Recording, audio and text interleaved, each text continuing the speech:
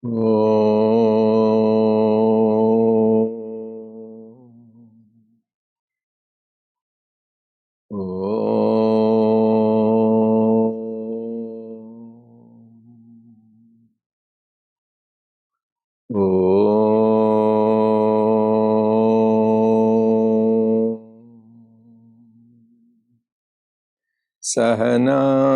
vavatu Sahana bhunaktu Sahaviryam karavavahai Tejasvinavadhitamastu Ma vidvishavahai Om Shanti Shanti Shanti.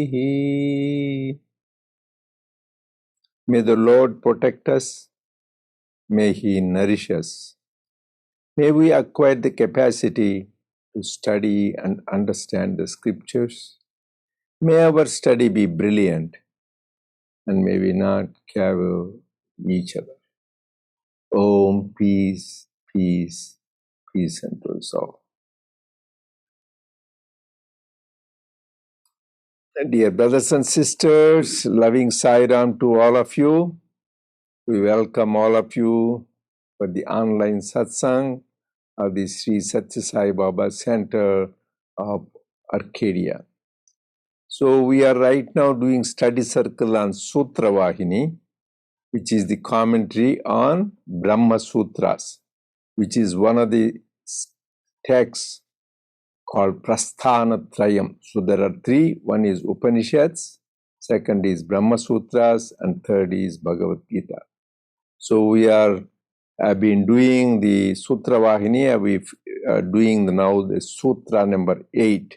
We started it last week. We are almost at the end of that particular Sutra explanation. So, as we said, the highest knowledge anybody can get, as Lord Krishna said, is Adhyatma Vidya.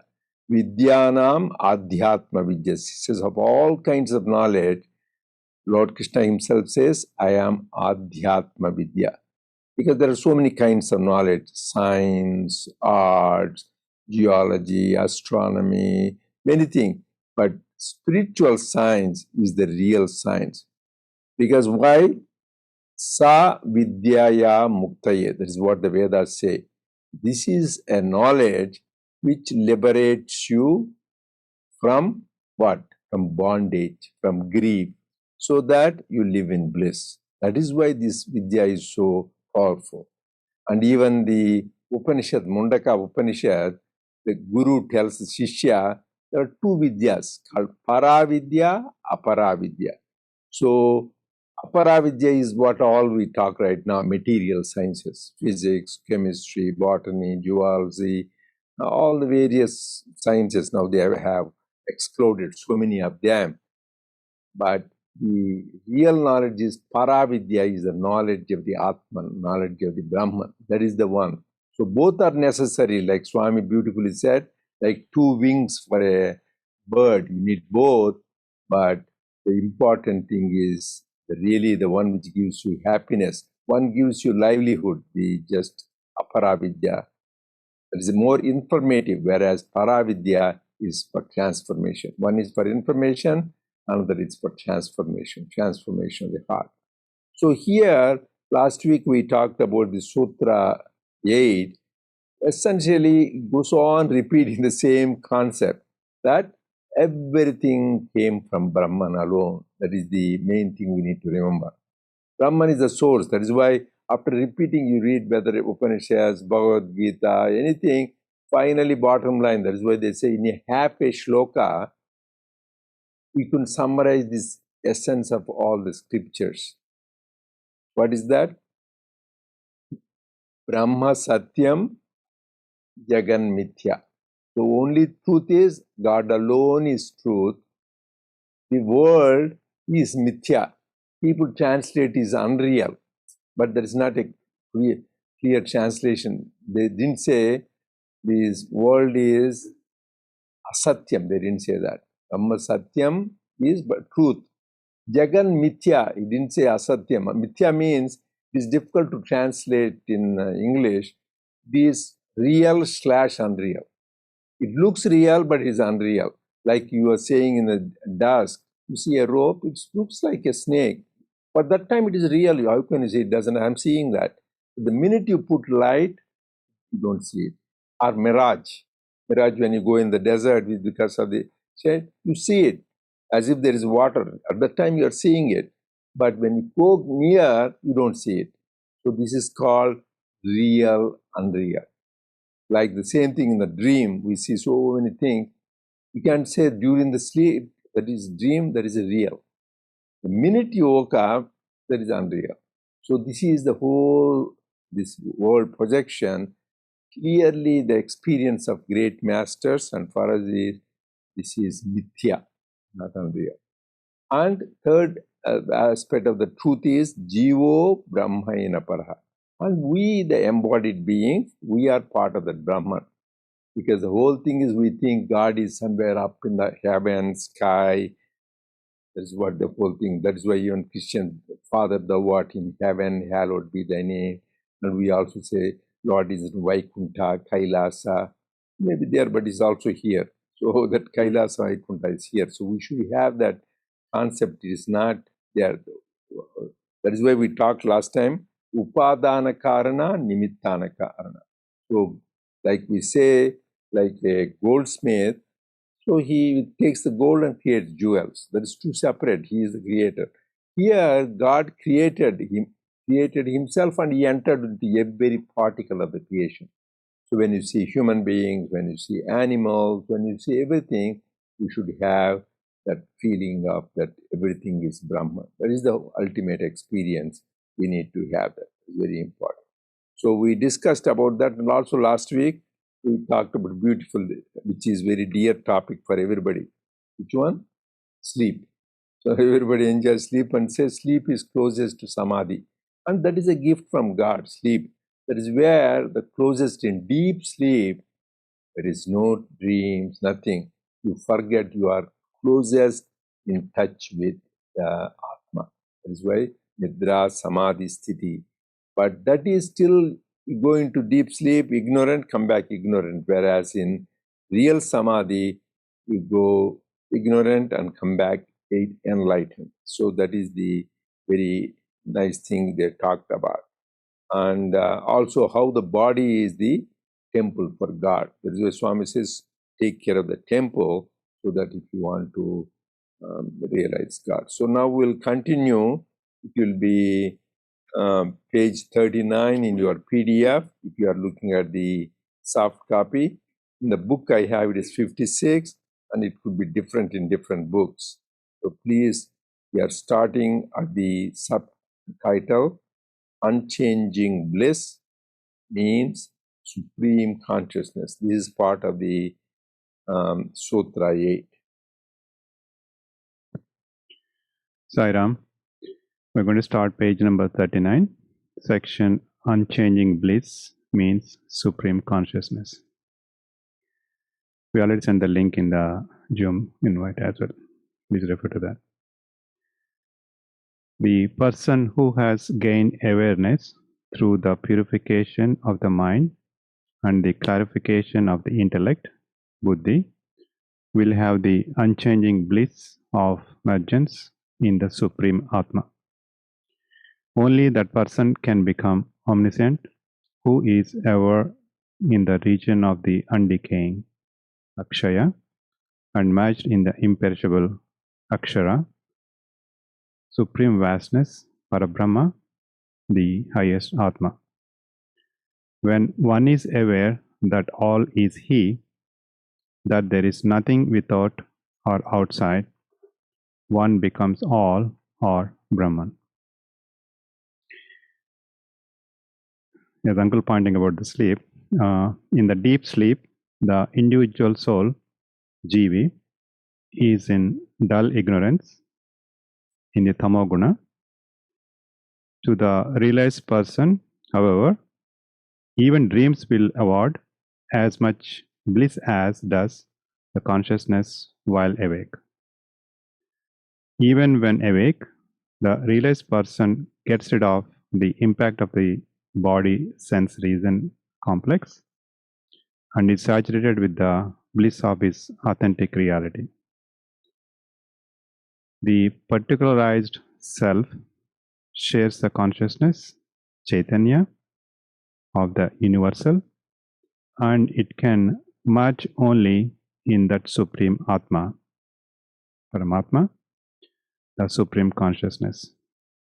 Therefore, this reformism emphasizes for us the truth that the isness, Sat, which becomes and subsumes all creation, refers only to the highest Brahman, Parabrahman, the supreme consciousness, and not to any entity derived from it and depend on it. This one we finished chapter 8. Yeah, so that's the end of the Chapter 8. Sutra 8. Okay, so here we all want bliss, happiness, right? And that is the heading is nice, unchanging bliss. That means really bliss, Ananda Swarupa, is never changes. So Swami, what did he sing the song, bhajan? Love is my form, truth is my breath, bliss is my food. So bliss, so he is Ananda, we are all Ananda Swarupas because we came from God, but we forgot because we are in search of pleasures. What is pleasure? Swami said, pleasure is interval between two pains. So you get something, so it's a simple day-to-day example. So you are hungry and you eat the food, you get satisfaction. That is temporary happiness. Again, after a few hours, again you get hungry, again you had. So this is all goes on and on. Everything, whatever, whether it is the food, whether nice music, or going to nice place, these are all, but you want a continuous bliss. That is why we repeatedly said that only happiness is, real happiness is union with God. But that we only can happen when we are in the Atmic awareness. Is this Atma or Brahman, for people who don't get confused, that is same, Atma or Brahman, because actually Taittiriya Upanishad, which is part of the Vedas, it describes in Upanishad Saram, how does the whole creation come? It came from Atma. From Atma came space, Akasha. From space came air, Vayu. From the air came the Agni, that is fire principle. From Agni came Apaha, that is water. From that came the Prithvi, the whole earth. From that came Aushadhiyas, that means all the plants, herbs, and everything. From that came, from the plants, food, Anna. From that comes all the living being. Only because if we don't eat, what happens? People will, after a while, will disappear because there is we are all annagata pranas. We say without food, we can't live for too long, except the great yogis. They can. For that, actually, I shared this. Is suddenly came to my mind that when Swami tell this happens. Swami, doesn't eat much, and then. But he looks always healthy. This happened almost 35, 40 years ago. And Swami always maintains that 108-pound weight. So we were in the interview with Swami, and my father expressed concern, Swami, you don't eat anything. Oh, don't see, I'm very healthy, I'm fine, I'm good. Yeah, you look healthy. Maybe then he made a comment. Maybe you derive energy from Vayu, but there is a thing called Vayu Bhakshana. In yogis in Himalayas, they don't eat, they can synthesize to the nitrogen, hydrogen, they can synthesize protein and then live. Oh, then Swami, you must be deriving from these Vayu elements. And right away, Swami said, no, the 5 elements depend on me. They depend, they derive their energy. So right away, he could say only God can tell that. That means he is the master of the 5 elements. All these 5 elements came from God. That is the conviction. So, and you saw the Shirdi Sachirita, how he had control of elements, the fire and the floods and hurricanes. Even Swami, many times you can see his history. We control fire, rain, and all that.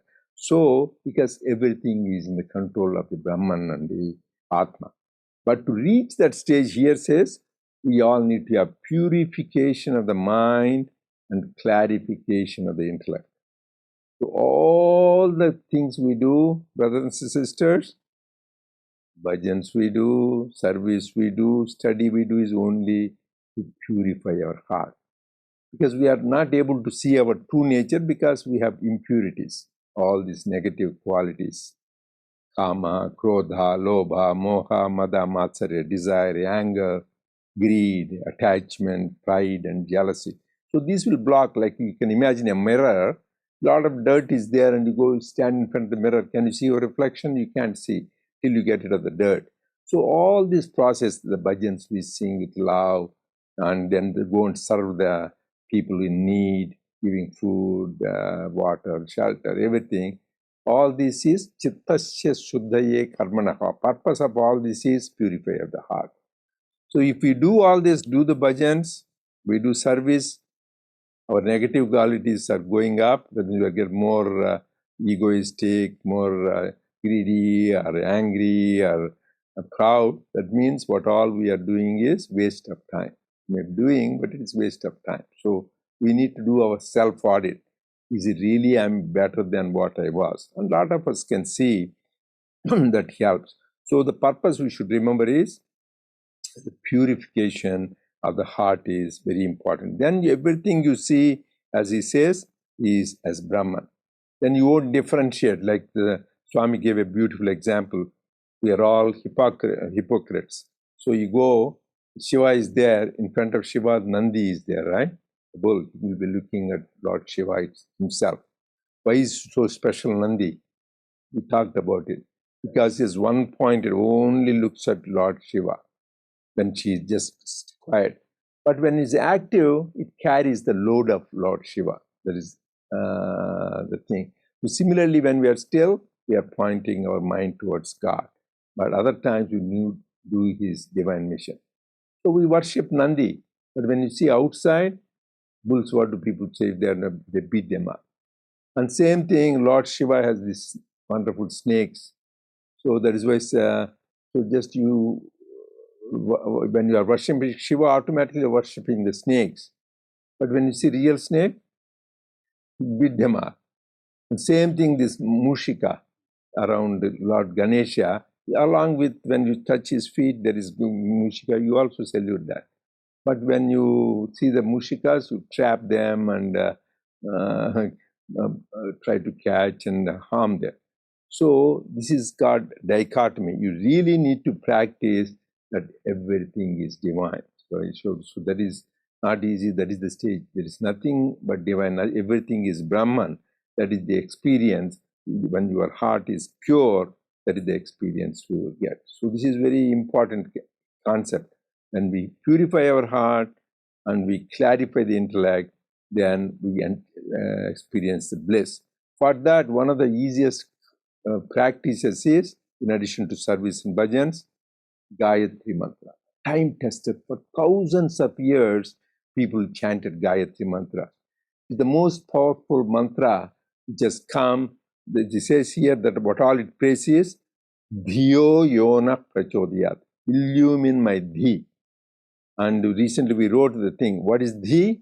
Dhi consists of Medha, Prajna, Dhruti, and Smruti. I don't want to explain the whole thing. So when you chant Gayatri, so it not only purifies our heart, illumines our intellects, and three major benefits, even physical benefits. Swami himself said, Sarva Roga Nivarini Gayatri. Get rid of all your physical and mental diseases. Sarva Dukkha Pariharini Gayatri. All your afflictions, grief, sorrow, everything it gets rid of. Sarva Vancha Phala Siddhi Gayatri. So it fulfills all your genuine desires. And finally, it gets rid of all your karma dhamsini, sarva karma dhamsini, it will get rid of. That's why the day, morning, evening, you chant Gayatri, the day's karma is done. So that is why, that is one of the best and easiest practices is to do Gayatri. Okay, Sai Ram, and we'll